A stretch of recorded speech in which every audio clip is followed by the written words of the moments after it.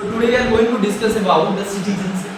हाँ, आज थोड़ा ब्रॉडर तरीके से हम लोग डिस्कस करेंगे कि भारत के संविधान में जो है भारत के नागरिकता के बारे में और नागरिक कोई कैसे किसी व्यक्ति को भारत का नागरिकता प्राप्त हो सकता है और कोई कैसे एक भारतीय नागरिक अपने नागरिकता से उसको हाथ धोना पड़ता है और कब और किस कारण से और वो कौन सा तरीका है जिसके द्वारा कोई भी भारत का नागरिक बन सकता है और वो कौन सा तरीका है जिसके द्वारा एक भारतीय नागरिकता भी गवाया जा सकता है ना। आज उसको पूरे ब्रॉडर तरीके से हम लोग पढ़ेंगे कि भारत में दुनिया के देश से बहुत सारे लोग आते हैं और यहाँ पे आके बस जाते हैं, कैसे बस जाते हैं, क्या कानून है, क्या प्रावधान है, ऐसा हमारे भारत के संविधान में क्या बताया गया है। ये पूरा जो दुनिया में ये जो ग्लोबलाइज्ड वर्ल्ड है जहाँ पे एक देश दूसरे देश वीजा पासपोर्ट अलग अलग तरीके का जो लॉ बनाया गया है इसको आज हम लोग ब्रीफ में समझने की कोशिश करेंगे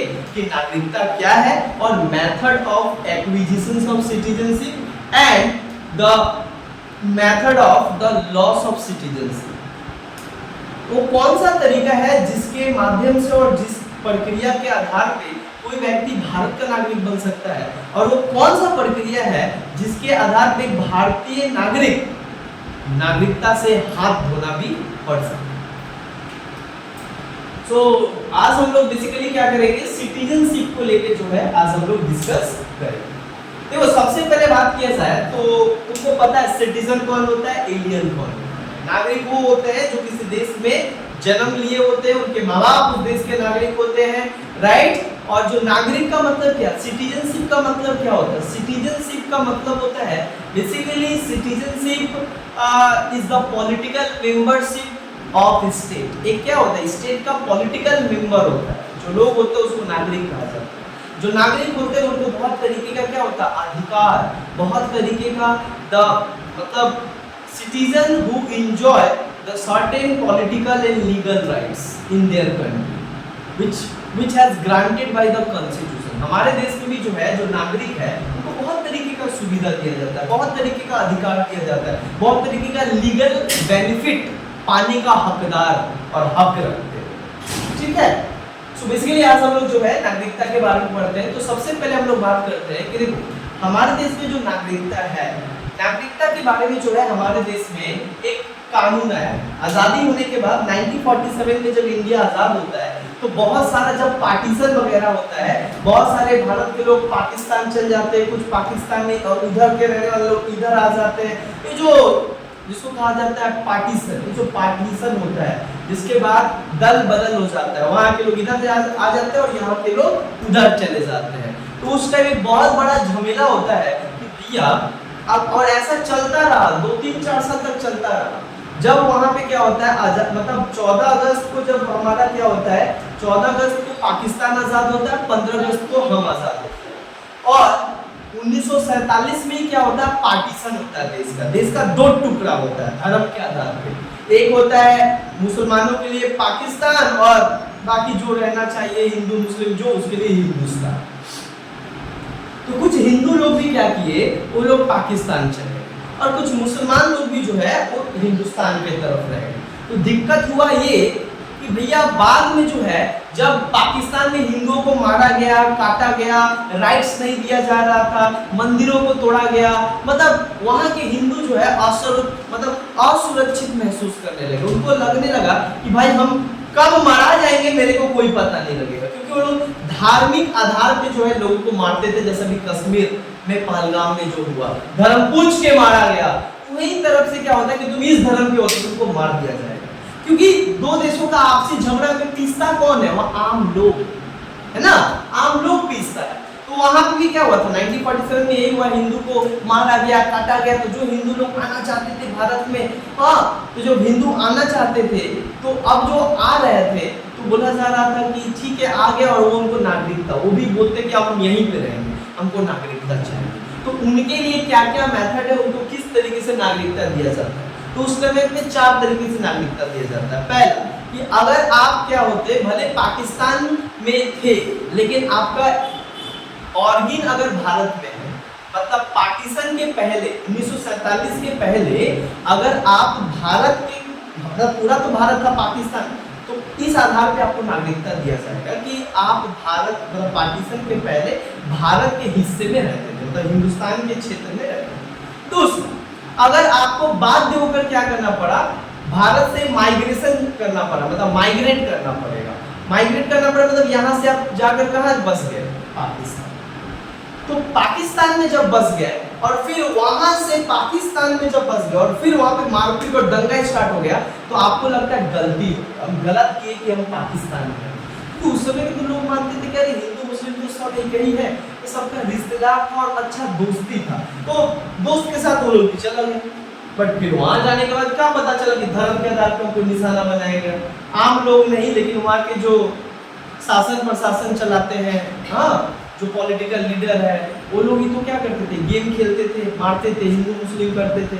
तो वहां से लोग अब हिंदू चाहते थे कि भारत, अब भारत बोलता है एक बार तुम गया वहां पे फिर यहाँ पे आ रहा है, तो भारत के पास समस्या क्या हो गया, इनको नागरिकता देना, कैसे नागरिकता, तो इसीलिए नागरिक बहुत जरूरी है ना, बहुत ज्यादा जरूरी है। तुम अगर चाहते हो तो ये तो एक तरीका हुआ, दो तरीका हुआ माइग्रेशन। अच्छा, माइग्रेशन दोनों तरीके से, अगर भारत से कोई चला गया पाकिस्तान, आना चाहता है तो उसको भी भारत सरकार क्या देगा, नागरिकता देगा। 1948 के पहले आना होगा, लेकिन 1948 के पहले आपको आना पड़ेगा, एक डेट दे दिया गया।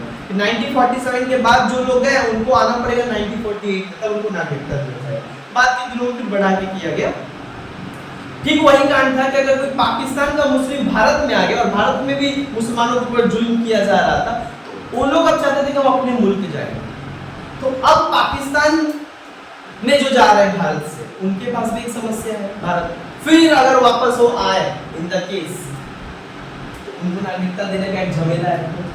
उसमें कोई नियम कानून नहीं था कि इस आधार पर नागरिकता देंगे, है ना, कोई स्पेसिफिक लॉ नहीं था, क्योंकि उस समय हमारा देश आजाद तो हो गया था, लेकिन हमारा संविधान लागू नहीं हुआ था।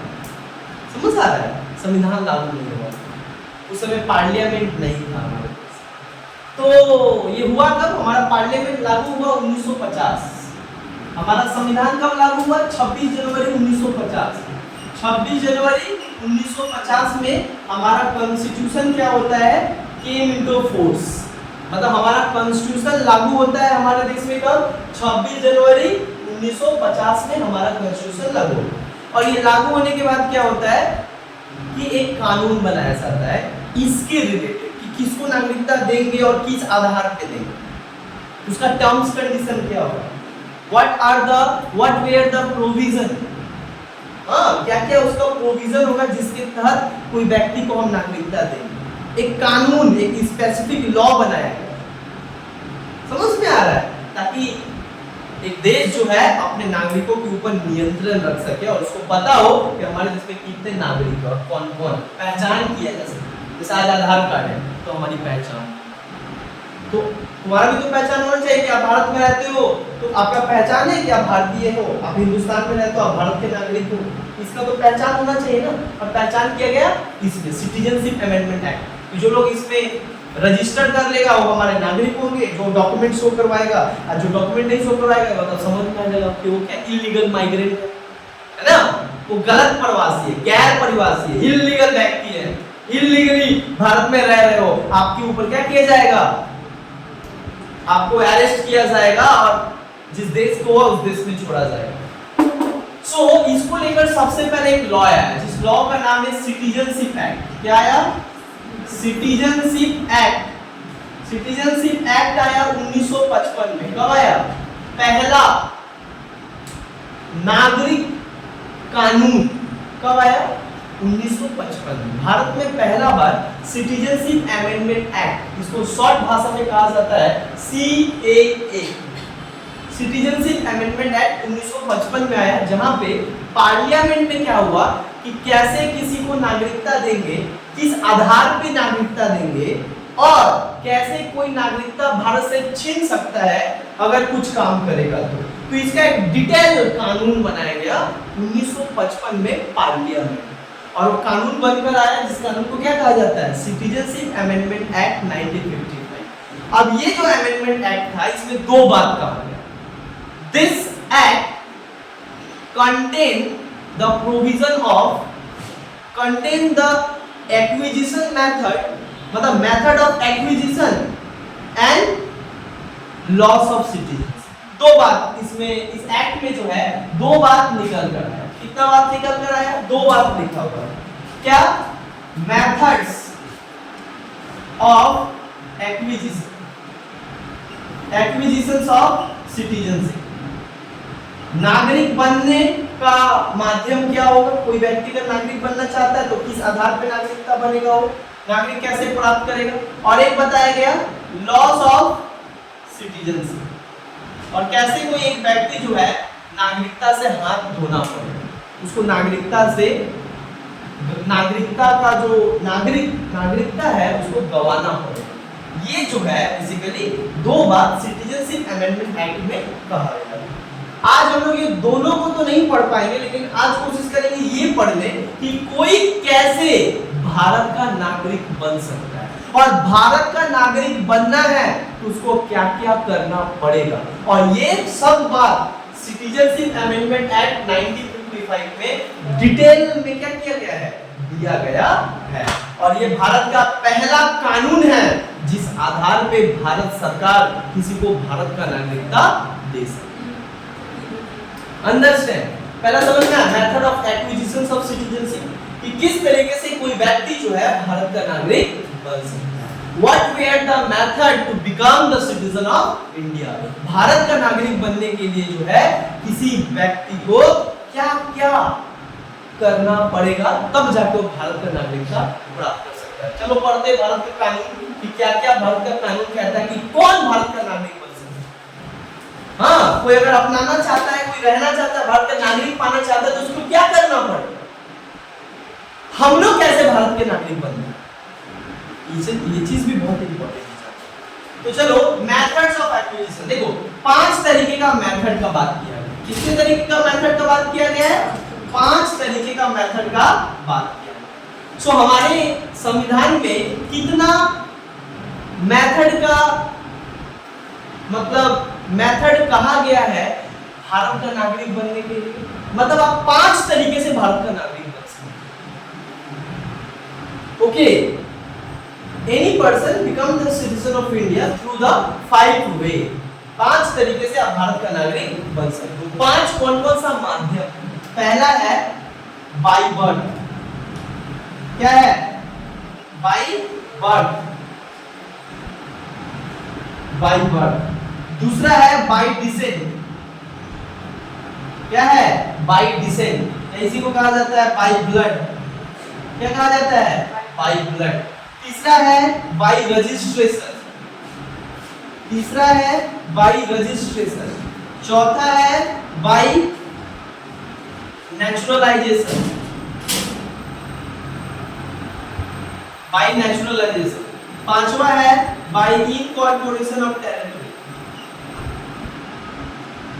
Incorporation of territory.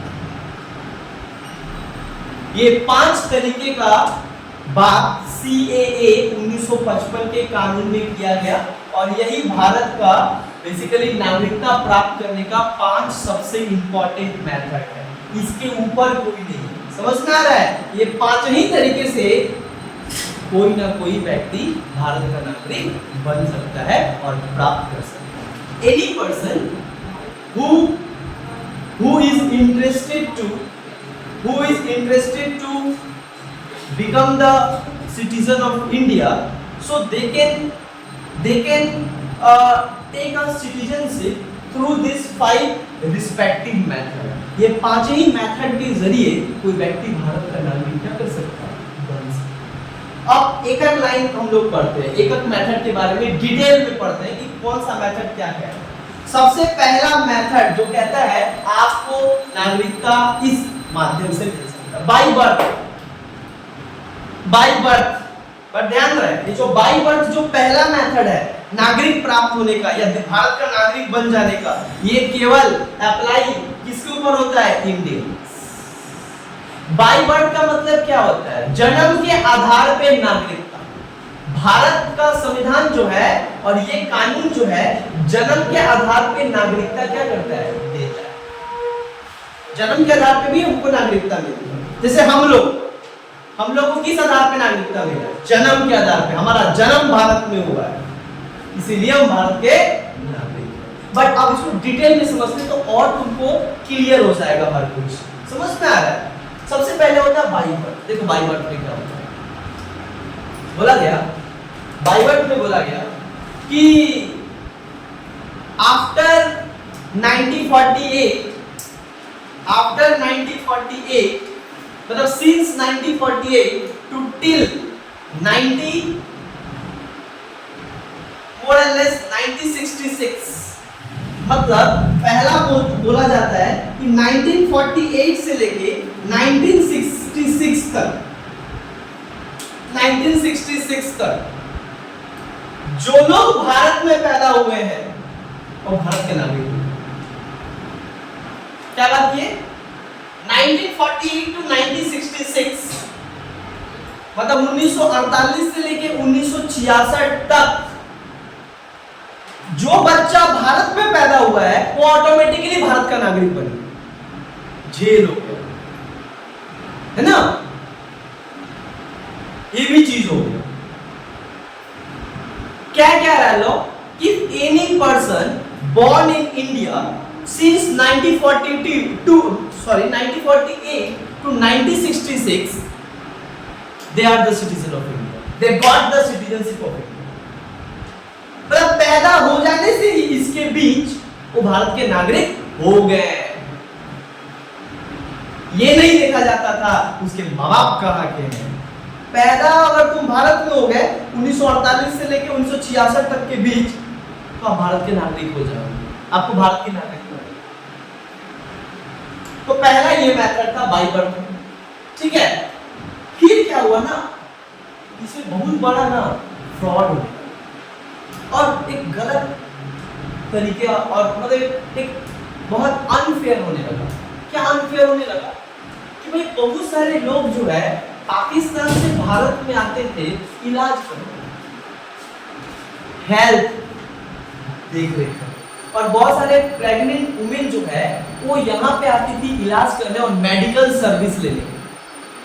और हॉस्पिटल और भारत के हॉस्पिटल अमृतसर में ही क्या होता है, उनका बच्चा पैदा हो जाता है। बट माँ जो है वो तो पाकिस्तान की है, वो तो आई है जस्ट क्या करने, यहाँ पे इलाज करवाने और मेडिकल सर्विस, क्योंकि वहां पे अच्छा नहीं था।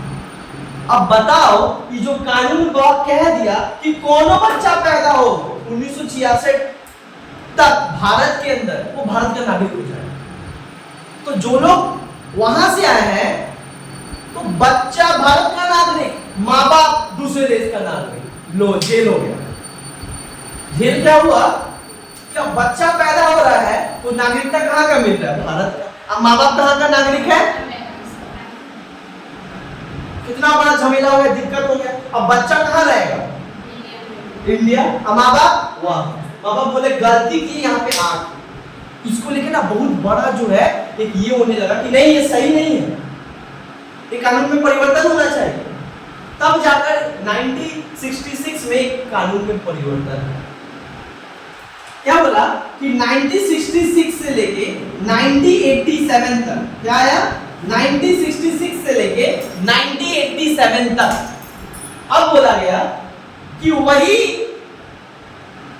मतलब वही बच्चा भारत का नागरिकता प्राप्त होगा, या उसी बच्चा को भारत का नागरिक प्राप्त होगा जो खाली भारत में पैदा ले लेने से भारत का नागरिक नहीं बन जाएगा, जो पहला वाला पहले कहा जाता। इसमें अमेंडमेंट लाया, सुधार लाया और कहा गया कि वर्तमान स्थिति को देखते हुए सुधार लाया गया।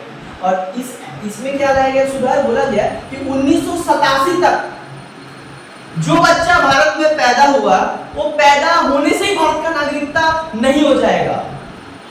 His parents must be the citizen of India during the birth।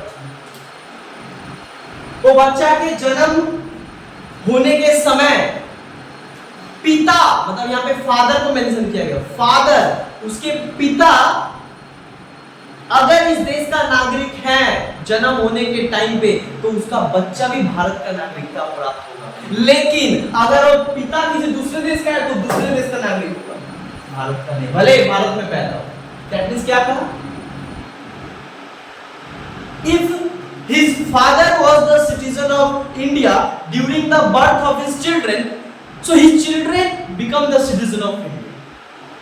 Only in this case, इसी केस में कि अगर उसका पिता भारत का नागरिक है उसके जन्म के समय, तभी बच्चा को भारत का नागरिकता मिलेगा, अन्यथा नहीं मिलेगा। समझ में 1987।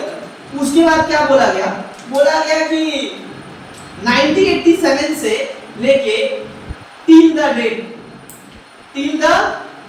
आज तक कहा गया, बोला गया 1987 के बाद बोला गया इसमें भी क्या होता था, बहुत बड़ा फ्रॉड होता था, इसमें भी क्या होता था, बहुत बड़ा फ्रॉड होता था। इलीगल तरीके से दिखा देता था कि हाँ मेरा, हम तो भारत का नागरिक है, अब बच्चा को मिल जाता था यहाँ का सिटीजन, अब बच्चा को फिर छोड़ के भाग जाता। पाकिस्तान वाला करता था ये सब हरकत, हाँ बच्चा पैदा करके भाग जाता था। अब लो भारत सरकार के माता पे दे देता था, संभालो तुम ना संभालेगा, तुम्हारा बच्चा है तो we are not responsible, ना you are responsible because you are the guardian। खतरनाक चीज होता था। तो भारत बोला ना चलबे ना। 1987 के बाद बोला कि वही बच्चा भारत का नागरिकता प्राप्त होगा, उसी बच्चा को हम भारत का नागरिक देंगे जन्म के आधार पे, जो भारत में पैदा लिया हो, भारत में पैदा लिया हो, पैदा लेने के बाद वो बच्चा तभी भारत का नागरिक बनेगा जब his father and mother both must be the citizen of India during his birth। मतलब अगर बच्चा पैदा होता तो खाली मेरे पिता का देखा जाता था, होता ना माता पिता दोनों उस देश के नागरिक होंगे तब बच्चा उस देश का नागरिक। क्लियर? बाई बर्थ समझ में आया? बाई बर्थ समझ में आया? एक पहले बोला, पहले तो बड़ा खतरनाक होता था 1966 में, जो पैदा हो गया वो भारत का नागरिक। यूरोप को ये बात पता चला, यूरोप वाला बोलता हम भारत जाइए नहीं करेंगे, इस कंडीशन में तो जाइए नहीं करेंगे जहां पे हमको पता है कि भाई इस तरीके का मैटरनिटी इशू है ना भाई, कौन रिस्क है? वहां पे गया मेरा बच्चा बन गया भारत का नागरिक, हमें फ्रांस, खतरनाक हो जाएगा ना। बाई बर्थ समझ आया? बाई बर्थ का बात समझ में आया? बाई बर्थ तो ये एक माध्यम है। अच्छा हम लोग सोचो तो हम लोग को नागरिकता कैसे मिलता है? यही सिस्टम। हमारे माँ बाप दोनों भारत के नागरिक हैं, हम भी भारत में पैदा लिए, वो भी भारत के नागरिक है, so we got the citizenship by automatically by birth. हम जन्म लेते ही हम भारत के नागरिक बन जाते हैं। क्यों? क्योंकि हमारे माँ बाप कहाँ के हैं? भारत के हैं। तो तुम इससे भी ये समझ ली कि अरे हम लोग को तो नागरिकता जो मिल रहा है वो जन्म के आधार पर मिल रहा है ना। Point be noted, only the Indian children, मतलब जो भारत के बच्चे हैं, जो भारत में पैदा हुए, उनके माँ बाप भारत के हैं, उनको ही नेचुरली भारत के नागरिक बन जाते हैं जन्म के बाद। उनको नागरिकता के लिए एप्लीकेशन नहीं लिखना होता, उल्टे आता है उम्र हो गया 18 साल वोटर आईडी कार्ड बनाओ। समझ में आ रहा है? समझो बड़ा इंटरेस्टिंग चीज है, ये मोटा मोटी समझ गए तो बस पूरा वर्ल्ड समझ जाओ। Bye descent and by blood, क्या बता रहे हैं? बाय डिसेंट, या इसी को बाय ब्लड कहा जाता है। दूसरा कौन सा माध्यम है नागरिकता प्राप्त करने का? Bye descent and by blood, bye decent और बाय ब्लड। देखो ये बड़ा खतरनाक चीज है। ये बोलता है कि जन्म के आधार पर नागरिकता नहीं होगा, तुम कहां जन्म लिए इससे हमको मतलब ना है। बाय डिसेंट और बाय ब्लड का मतलब क्या होता है? तुम्हारा जन्म कहीं भी हो, लेकिन तुम्हारा माँ बाप और तुम जिस रेस और तुम्हारे माँ बाप जिस देश नेशन से बिलोंग करते हैं, उसी नेशन का तुम क्या बनोगे? भारत का नागरिक। Bye descent and by blood का मतलब क्या होता है? बाय डिसेंट मतलब बाय रेस, बाय ब्लड, तुम्हारा नस्ल जहां का है वहीं का तुम नागरिक कहलाओगे और वहीं का नागरिक बनोगे, चाहे तुम पैदा दुनिया में कहीं भी हो तो उससे कोई मतलब नहीं। मतलब बाय डिसेंट कहता है कि बर्थ के आधार पर जन्म नहीं होगा, बर्थ तो कहीं भी हो सकता है, बर्थ तो कहीं भी हो सकता है, लेकिन मैटर क्या है?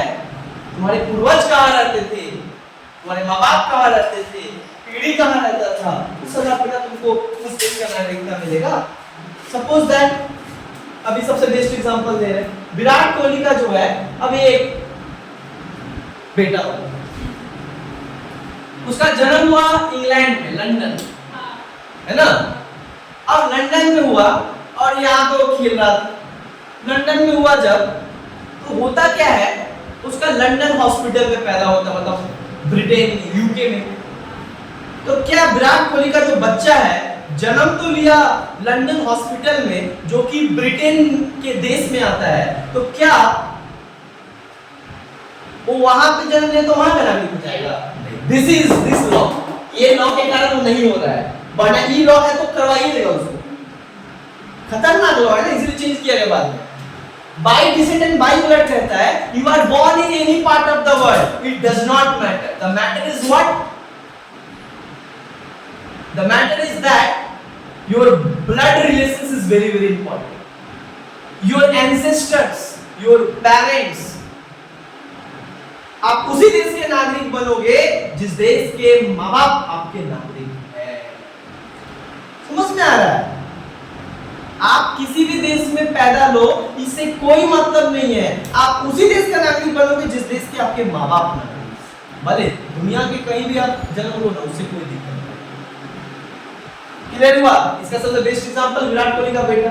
बट विराट कोहली का बेटा कहाँ का नागरिक होगा? भारत का, भले उसका जन्म लंदन में हुआ। तो यही ना बोला बाय डिसेंट, कि माँ बाप का जन्म और माँ बाप कहाँ के नागरिक है, इसके आधार पर उसका बच्चा उस देश का नागरिक बनेगा। किस देश का बनेगा? जिस देश का माँ बाप नागरिक है। बर्थ प्लेस मैटर नहीं करता है इस माध्यम और इस मेथड। समझ में आप क्या बताएं? तो बाय डिसेंट क्या कहते हैं? बाय डिसेंट कहता है कि भैया माँ बाप किस देश के नागरिक है, उस आधार पे क्या होता है, उसका बच्चा भी उसी देश का नागरिक होगा जिस देश का उसका माँ बाप नागरिक है। बट उनका जन्म कहीं भी हो, जन्म प्लेस के आधार पे, बर्थ प्लेस के आधार पे बच्चा को नागरिक नहीं मिलेगा, बल्कि ब्लड के आधार पे and is parental relation, guardian relation, guardian place, guardian citizen के आधार पर उसको क्या मिलेगा? नागरिकता मिलेगी। इसका एग्जांपल तुमको समझना है एक्चुअली। अब आता है बाय रजिस्ट्रेशन। बाय रजिस्ट्रेशन, देखो bye descent and bye registration. अब तीसरा माध्यम कौन है जिसके माध्यम से कोई नागरिक बन सकता है? अब देखो ये दोनों तो इंडियन के लिए था, भारत के लोगों के लिए था, बाय बर्थ और bye decent. But by registration है, ये बेसिकली एक बड़ा स्पेशल मेथड है। ये उनके लिए है जो ऑलरेडी किसी देश का नागरिक है।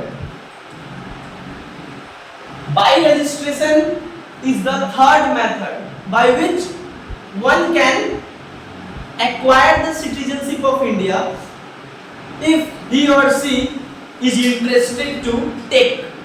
अगर वो इच्छा रखता है कि नहीं हमको भारत का नागरिक चाहिए, तो भारत सरकार बोलता है जब आपको चाहिए और आप इच्छा रखते हो कि हम भारत में रहना चाहते हैं और भारत में रहकर हम अपना जीवन जीना चाहते हैं, तो भारत सरकार आपको नागरिक देता है। और वो कौन सा आधार पे? Bye registration. तो फॉरेनर किस आधार पे नागरिकता प्राप्त होती है? देखो बता रहे हो, दो फॉरेनर्स है और दोनों जो है फ्रांस का क्या है? सिटीजन है। कौन है? फ्रांस का सिटीजन। तो जो फ्रांस के सिटीजन है यहाँ पे आए, घूमने फिरने आए। अब यहाँ पे जो फ्रांस का सिटीजन एक आया था, एक लड़का आया था, घूमने आया था इंडिया। तो अब इंडिया आया, अब इंडिया में आकर क्या होने लगा? घूमा, उसको बड़ा पसंद है, यहाँ का नेचर पसंद है, यहाँ का उसको सुंदरता बहुत पसंद आ गया, यहाँ का प्लेस उसको बहुत अच्छा लगा, यहाँ का कल्चर उसको बहुत अच्छा लगा। उसके बाद क्या बोलता है कि हम नहीं जाएंगे अपना देश, हम यही करेंगे। और वो चाहता है भारत का नागरिक बने, और वो चाहता भी है कि हम ऑलरेडी किसी दूसरे देश का नागरिक है, लेकिन हम त्याग देंगे अपना नागरिक अगर आप हमको नागरिकता दे दोगे। तो भारत सरकार भी सियान बोला ठीक है, नागरिक चाहिए ना। रजिस्ट्रेशन, बाय रजिस्ट्रेशन के तहत अगर एक फॉरेनर या कोई भी व्यक्ति विदेशी अगर भारत का नागरिक बनना चाहता है तो उसको 7 साल भारत में रहना पड़ेगा। ठीक है, भारत में रहना चाहते हो, रहो 7 साल रह लोगे तब आप रजिस्ट्रेशन मतलब एप्लीकेशन लिख कर दे सकते हो, सरकार आपको क्या करेगा, नागरिकता देगा। 7 साल। पर वीजा में तो कम लिमिट होता है टाइम का। अरे वीजा मतलब बाय रजिस्ट्रेशन का मतलब क्या होता है? बाय रजिस्ट्रेशन बोलता है any foreigner can become the citizen of India by fulfil the terms and condition and whatever mention in the CAA specially bye registration. Registration method मतलब क्या होता है? रजिस्टर करके, स्कूल में जाते लिखा जाता है रजिस्टर पे। रजिस्टर मतलब फॉर्म फिलअप करके, टर्म्स कंडीशन लीगल तरीके से सबमिट करके भारत सरकार सब चेक करेगा, देन भारत सरकार आपको नागरिक देगा। लेकिन तब बाय रजिस्ट्रेशन के द्वारा भी अगर भारत का नागरिक बनना चाहते हो तो आपको सबसे पहले इंडिया में कितना साल रहना पड़ेगा? 7। तो ये इसका पार्ट ही है, तो इसको पहले पूरा करिए उसके बाद में कोई रजिस्ट्रेशन। हां, 7 साल रहोगे then you are eligible to fulfill a form. एक फॉर्म आता है, और वो फॉर्म किसको फिलअप करना होता है? ऑनलाइन डायरेक्ट होम मिनिस्ट्री सब वेरीफाई करेगा, देखेगा, जानेगा, समझेगा कहां से है, 7 साल रहे कि नहीं, प्रूफ दिखाना पड़ेगा कि हम 7 साल रहे हैं। पुलिस स्टेशन में प्रूफ देना पड़ेगा आपको, वो पुलिस स्टेशन ऊपर भेजेगा, पूरा वेरिफिकेशन होगा, तब जाकर आपको एक नागरिकता मिलेगी, तब आप भारत के नागरिक बनेंगे। बहुत सारे फॉरेनर भारत के नागरिक बने, कैसे? आप समझ में आया कि जो फॉरेनर्स होते हैं वो भी भारत के नागरिक बन सकते हैं। मतलब anyone can become the citizen of India if he और she is interested to acquire the citizenship. अगर भारत के नागरिक बनना चाहते हैं तो उनको कोई रोका नहीं जा सकता है। कानून हमारे देश में बनाया गया है कि भैया 7 साल रहो ना, हम आपको नागरिकता दे देंगे। आप 7 साल रहो, हम आपको नागरिकता दे देंगे। तो ये जो है इसी को कहा जाता है बाय रजिस्ट्रेशन मेथड। इसमें केवल फॉरेनर्स हैं, इसमें केवल फॉरेनर्स हैं।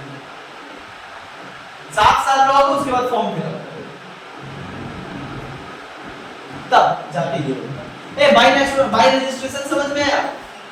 कोई भी फॉरेनर कैसे बनता है नागरिक?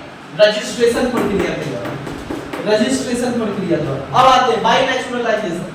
अब ये बाय नेचुरलाइजेशन क्या होता है? देखो, नेचुरलाइजेशन का मतलब समझाते हैं। बाय नेचुरलाइजेशन मतलब क्या होता है? प्राकृतिकरण प्रक्रिया द्वारा, प्राकृतिक प्रक्रिया द्वारा। नेचुरलाइज सिटीजन का मतलब क्या होता है? नेचुरली आप कभी भारत का नागरिक बन जाते। हाँ, ये बड़ा खतरनाक रूल है, मेथड। नेचुरली आप क्या बन सकते हैं? भारत का नागरिक बन सकते हैं। कैसे? बाय नेचुरलाइजेशन ये कहता है प्रोसेस कि कोई व्यक्ति जो है बाहर से आया और भारत में वीजा पे आया, 10 दिन 20 दिन घूमने, इतना ना कश्मीर उसको अच्छा लग गया कि कश्मीर में बस गया, और ना अपना देश का क्या किया है? सिटीजनशिप कैंसिल करवा दिया। बोलता अब हम ना जाएंगे, भले हमको नागरिक मिले चाहे ना मिले, हमको कोई फर्क नहीं पड़ता है, हम भारत में रहेंगे, भले को ज्यादा से ज्यादा नागरिकता नहीं मिलेगा तो क्या होगा? क्या एक बिना नागरिकता मिलेगा तभी हमको यहाँ पे रहने का अधिकार है? ऐसा बात नहीं है। आप भारत में जितना मन उतना दिन तक रह सकते हो बिना नागरिकता, बट अगर आपके पास नागरिकता नहीं है तो क्या होगा? आपको फ्रीडम नहीं मिलेगा, आपको राइट नहीं मिलेगा, आपको जो गवर्नमेंट का बेनिफिट होता है, गवर्नमेंट बेनिफिट्स नहीं मिलेगा। आपको ये सब फैसिलिटी से क्या करना पड़ेगा? वंचित रखना पड़ेगा। बट आप रह सकते हो, देश जिंदा रह सकते हो, आपको कोई रोक टोक नहीं करेगा, बस संपत्ति नहीं खरीद सकते, बट रह सकते। तो कुछ इंसान क्या होता है ना, अड़ियल होता है, पसंद आ गया, इतना ना पसंद आ गया, बोलता है आप तो इसको छोड़ के जाइए नहीं करें। अब यहाँ पे वो रह गया, अब रहने के बाद उसके पास मेथड है, रजिस्ट्रेशन के द्वारा दे दो, लेकिन इतना ना ये है कि उसको नागरिकता चाहिए ही नहीं, स्वेच्छा ही है, बस उसको रहना है और कुछ नहीं चाहिए, भारत में रहना है। और वो इंसान क्या करता है? अगर नेचुरलाइज तरीके से किसी को भारत का नागरिक बनना है तो उसको 11 साल बिना रजिस्ट्रेशन फॉर्म भरे अगर कोई 11 साल भारत में कंटिन्यू रह जाता है बिना फॉर्म भरे, तो भारत सरकार को नेचुरलाइज तरीके से नागरिक तो भाई आप क्या चाहिए कि व्यक्ति 11 साल देश में रहा बिना कुछ राइट्स का, बिना बेनिफिट का, इससे ही समझ में आ रहा है कि वो रहना चाहिए। 11 साल अगर कोई व्यक्ति बिना रजिस्ट्रेशन भरे, जब उसके पास ऑप्शन है 7 साल में ना बन सकता है नागरिक, लेकिन नहीं बना है, तो भारत सरकार क्या करता है, उसका वफादारी, उसका लॉयल्टी, उसका हमारे देश के प्रति सम्मान, हमारे देश के प्रति उसका करेज, हमारे देश का संविधान और फ्लैग के प्रति रिस्पेक्ट के आधार पे भारत सरकार उसको क्या करता है, खुद ही नागरिकता देता है। तो उस नागरिकता को क्या कहा जाता है, जब सरकार नागरिकता देता है किसी व्यक्ति को, प्रसन्न होकर, खुश होकर, इंस्पायर होकर, भाई बड़ा हिप्पी इंसान 11 साल रह लिया, 11 साल से ज्यादा रह लिया, लेकिन फॉर्म ही नहीं भरा, तो नेचुरल तरीके से नागरिक बन जाता है। This is called by naturalisation. क्या कहा जाता है, बाय नेचुरलाइजेशन प्रोसेस के जरिए कोई व्यक्ति कब देश का नागरिक बन सकता है, 11 साल से ज्यादा रहने के बावजूद, और वो फॉर्म नहीं फिल करता, बट इसमें कुछ चाहिए। क्या चाहिए, वही व्यक्ति को नेचुरलाइजेशन तरीके से नागरिकता मिलता है जो एक्सपर्ट होता है। एक्सपर्ट कहने का मतलब होता है he has a good character, he is a good character, वो एक अच्छा चरित्र उसका है, मतलब वो गलत इंसान नहीं है, फालतू इंसान नहीं है, इलीगल काम नहीं करता है, लॉ को मानता है, संविधान को मानता है, कानून को मानता है, देश को रिस्पेक्ट करता है, जैसे हमारे नागरिक देश के लिए काम करते हैं उसी तरीके से वो भी करता है। He is a good character, अच्छा कैरेक्टर होना चाहिए, तब आपको इस प्रक्रिया के जरिए नागरिकता मिलेगी। दूसरा नेचुरलाइज तरीके से क्या होता है, नेचुरलाइज तरीके से एक और चीज सबसे बड़ा क्या होता है कि बहुत सारे लोग जो है, बहुत सारे फॉरेन डिप्लोमेट्स, बहुत सारे एम्बेसडर है ना, बहुत सारे एम्बेसडर जो है वो दूसरे देश का हमारे देश में काम करते हैं, गवर्नमेंट में काम करते हैं, और वो यहाँ पे 10-12 साल रहे तो उनको नागरिकता मिलता है। या भारत सरकार क्या होता है, किसी व्यक्ति को क्या करता है, अपने भारत के नागरिकता गिफ्ट देता है। उसमें कौन सा प्रोसेस, बाय नेचुरलाइजेशन। इसमें बहुत कुछ देखा जाता है। पहले देखा जाता है आपका कैरेक्टर कैसा है, दूसरा आपका देखा जाता है आपको 1 लैंग्वेज आना चाहिए, भारत का एक भारत का लैंग्वेज आना चाहिए। 22 लैंग्वेज है ना भारत में, 8 शेड्यूल में, कौन सा शेड्यूल में मेंशन है, 8 शेड्यूल में हमारा 22 लैंग्वेज, भारत का टोटल ऑफिशियल लैंग्वेज कितना है, 22 में से एक लैंग्वेज आपको आना चाहिए, तब जाके भारत का नागरिकता आपको मिलेगा। समझ आया, एक लैंग्वेज आना चाहिए, पढ़ा लिखा होना चाहिए, रिस्पेक्ट करना होना चाहिए संविधान को, वफादार और लॉयल होना चाहिए। जब सरकार ये सब देख पाए, समझ पाए, तब आपको नागरिकता देता है। लेकिन ये तब होगा जब 11 साल से ज्यादा रहेंगे और बिना फॉर्म भरे हो, तब जाके इस प्रक्रिया के द्वारा आप नागरिक बन सकते हैं। जैसे इसका सबसे बेस्ट एग्जांपल मदर टेरेसा। कौन है, मदर टेरेसा।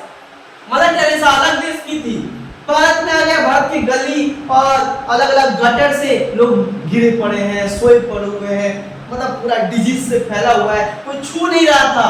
मदर टेरेसा इतना पीस, इतना ना मतलब इतना ना सॉफ्ट दिल की थी, इतना मतलब एक ऐसा इंसान जो मतलब वो मानव को मानव जैसा ट्रीट करता, चाहे वो डिजीज हो चाहे कुछ, गटर से गिरा हुआ कोई छू नहीं रहा है, लेकिन वो खुद निकालती है, खुद ले जाती है, उनका नर्सिंग करती है, खाना देती है, देख रेख करती है, तब जाके भारत सरकार वो यहाँ पे रहेगी। आई उसके बाद वो आई थी तो क्या करने के, वो आई थी यहाँ पे एक तो उनका मिशनरी था, भाषण देने के लिए। लेकिन जब यहाँ पे रोडों पे गई कोलकाता स्ट्रीट में, देखिए बहुत सारे लोग पड़े हुए हैं, जो लवारिस पड़े हुए, जिनका कोई नहीं, और वो भारत में रह के शांति का काम, ह्यूमैनिटी का काम की, प्यार देने का काम की, लोगों का हिफाजत करने का काम की, सोशल वर्क करने का काम की। भारत सरकार पर भाई तू भारत सरकार क्या दिया उनको, तो ऐसे व्यक्ति को नेचुरलाइज तरीके से नागरिकता मिलता है, सबको ना मिलता। समझ में आ रहा है, वैसा कैरेक्टर होना चाहिए। कि सरकार बाध्य हो जाए तुमको देने के लिए, है ना? ये समझ में आया? अब एक और प्रक्रिया आता है जिस प्रक्रिया को क्या कहा जाता है? Last bye incorporation of territory. Incorporation of territory क्या है? इनकॉर्पोरेशन ऑफ टेरिटरी का मतलब होता है, सपोज दैट हुआ क्या कि 1975 में होता है इंडिया अटैक ऑन सिक्किम। किसके ऊपर अटैक कर देता है? सिक्किम के ऊपर मिलिट्री अटैक कर देता है। हमला करके क्या करता है? सिक्किम को जीत जाता है, वहां के राजा हार जाते हैं। तो राजा हार जाने के बाद क्या होता है? उस सिक्किम को भारत सरकार क्या करता है? जीतने के बाद इसको भारत के पार्ट में मिला। तो पहले जो सिक्किम अलग देश था, इसको जीतने के बाद भारत इसको अपने ही देश में मिला दिया। तो यहाँ के जो लोग हैं वो भी कहाँ के नागरिक हो गए? ऑटोमेटिकली भारत के नागरिक हो गए। इसी को कहा जाता है इनकॉर्पोरेशन टेरिटरी, मतलब भूमि अधिग्रहण प्रक्रिया के द्वारा। If one country conquer the small territory, so the people of that territory automatically become the citizen of that country. Understand? जो देश किसी दूसरे देश के ऊपर आक्रमण करके जीत लिया तो वहां के लोग जो है अब वो इस देश के नागरिक हैं। तो इसका सबसे बेस्ट एग्जांपल क्या है? सिक्किम 1975। और एक बेस्ट एग्जांपल क्या है? 1962 पौंडीचेरी। ये सब बेस्ट एग्जांपल। कहां के नागरिक इस प्रक्रिया के जरिए नागरिकता प्राप्त की? पौंडीचेरी और सिक्किम। एक 1975, एक 1962। क्लियर? समझ में आ रहा है? तो ये 5 प्रक्रिया तुम लोग समझे। भारत में कोई व्यक्ति नागरिकता कैसे प्राप्त कर सकता है? तो इन्हीं सब 5 प्रक्रिया के जरिए कोई व्यक्ति भारत का नागरिक बन सकता है ना? अब बता रहे रिसेंट टाइम का। अब रिसेंट टाइम का ये इसी में ये जो है ना, ये जो 5 तरीके का प्रक्रिया है, ये समय समय पे क्या होता है? सरकार इसमें कुछ चेंजेस लाता है जब सरकार को जरूरत पड़ता है, जब सरकार को लगता है कि ना जरूरत। जैसे उस समय बोला गया पहले जन्म लेने से ही भारत का नागरिक हो जाएगा, बाद में सरकार को समझ में आया। तो बहुत टाइम पे क्या होता है? ये जो सिटीजनशिप एक्ट है 1955 पहला आया था, इसको लेकर 9 बार चेंज हो गया आज तक। जैसे मोटा मोटी बता रहे, 1986 में आया था चेंज, 2003 में आया था, 2005 में आया था, 2015 में आया था, और अभी का बता रहे 2019 में। कब आया था? 2019 में लास्ट अभी आया CCAA। CAA मतलब क्या होता है? Citizenship amendment act. ये क्या है? अरे भैया कानून है जो नागरिकता के बारे में बता रहा है। अब ये जो CAA है 2019 में जो मेनली आया था, ये क्या है? इसको लेके पूरे देश में कंट्रोवर्सी चला था, इसको लेके पूरे देश में दंगा हुआ था, इसको लेके पूरे देश में हिंदू मुस्लिम हुआ था, इसको लेकर पूरे देश में बीजेपी के अगेंस्ट सारा पार्टी खड़ा हो गया।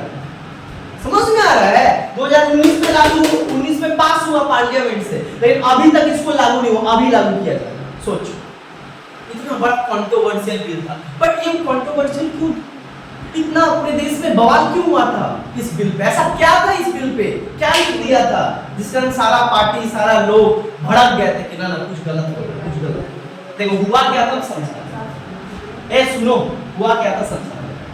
पहले क्या बोला गया था कि जो नेचुरलाइज्ड प्रोसेस है ना, पढ़ा है ना, नेचुरलाइज्ड मेथड, जिसके जरिए कोई नागरिक बन सकता है। तो कहा गया कि देखो भैया 2019 में कहा ये सेंट्रल गवर्नमेंट मतलब बीजेपी गवर्नमेंट 2019 में एक बिल लाया CAA, और इसमें वो क्या चेंजेस लाया? बोला कि देखो भाई अफगानिस्तान, पाकिस्तान, बांग्लादेश, क्या सिमिलरिटी दिख रहा है? तीनों Islamic country. Afghanistan Islamic, Pakistan Muslim, और बांग्लादेश तीनों मुस्लिम बहुल देश। 3 are the dominant Muslim country. तो कहा गया भारत सरकार का अपना इस कानून में कि बहुत सारे लोग जो है, जो अफगानिस्तान तो पूरा मुस्लिम देश है, ये भी मुस्लिम देश है, ये भी मुस्लिम देश है, तो यहाँ पे बहुत सारे ऐसे अल्पसंख्यक मतलब माइनॉरिटी, क्या कहा जाता है इनको? माइनॉरिटी। बहुत सारे इन सारे देशों में अल्पसंख्यक लोग रहते हैं। तो अल्पसंख्यक में क्या क्या बोला भारत सरकार? बोला 6 रिलीजियन का बात। पांच रिलीजन का बात किया, 6 बात किया, हिंदू, सिख, बुद्ध, जैन, पार्सियन, क्रिश्चियन, हो गया 6। बट इसमें कौन सा धर्म का नाम नहीं लिया है? इस्लाम। बोला ये 6 धर्म के लोग अगर ये तीनों देश में रह रहे हैं और उनके ऊपर क्या हो रहा है? अत्याचार हो रहा है, मारा जा रहा है, पीटा जा रहा है, काटा जा रहा है और वो शोषण का शिकार हो रहे हैं। धर्म क्या? धर्म मतलब अल्पसंख्यक होने के कारण और धार्मिक अल्पसंख्यक होने के कारण वहां के मुस्लिम बहुल लोग इनके ऊपर अत्याचार कर रहे हैं, इन 3 देशों के ऊपर, क्योंकि तीनों मुस्लिम है और यहाँ पे कुछ हिंदू, सिख, जैन, बुद्धिज्म है, ये 6 धर्म के लोग। तो अगर ये तीनों देश पे रह रहे हैं और ये भारत आना चाहते हैं, क्योंकि इनका क्या हो रहा है? शोषण हो रहा है और धर्म के आधार पे शोषण हो रहा है, और ये 6 धर्म के लोग के साथ अगर इन 3 देश में कुछ भी हो रहा है और ये लोग अगर भारत आना चाहते हैं, तो जो पहले 11 साल था कि 11 साल रहने के बाद आपको नागरिकता मिलेगा, इस बार बोला 6वें साल पे नागरिकता हम दे देंगे, लेकिन केवल किसको देंगे? ये 6 धर्म के लोग जो इस 3 देश से आए हुए हैं उनको ही हम केवल नागरिकता भारत का देंगे 6 साल। वो भी क्या बोला गया? जो 2014 31 दिसंबर 2014 के पहले जो लोग आए हैं उनको हम 6 साल रहने के बाद उनको नागरिकता हम देंगे, जो इन 3 देशों से मार खाकर और धार्मिक अत्याचार सहकर जीवन बचाने के लिए भारत में आए। तो बात तो सही किया गया, बट फिर माथा इतना क्यों खराब हुआ पूरे देश के लोगों? क्योंकि देश के लोगों को लगा अरे भाई 6 धर्म का नाम कहा, केवल इसमें एक धर्म का नाम नहीं कहा, इस्लाम। तो इस्लाम को क्या है? इस्लाम लोग यहाँ पे शोषण का शिकार नहीं हो रहा है, उसमें भी तो हो सकता है कि वहां के लोगों को उत्पीड़ित किया जा रहा होगा, परेशान किया जा रहा होगा, और कुछ मुस्लिम इन तीनों देश में वो भी चाहते हैं भारत का नागरिक प्राप्त करें, लेकिन तो भी कानून में भी लिख दियो कि उनको मिलेगा ही नहीं, क्योंकि केवल 6 लोगों का ही बात कह रहे हो।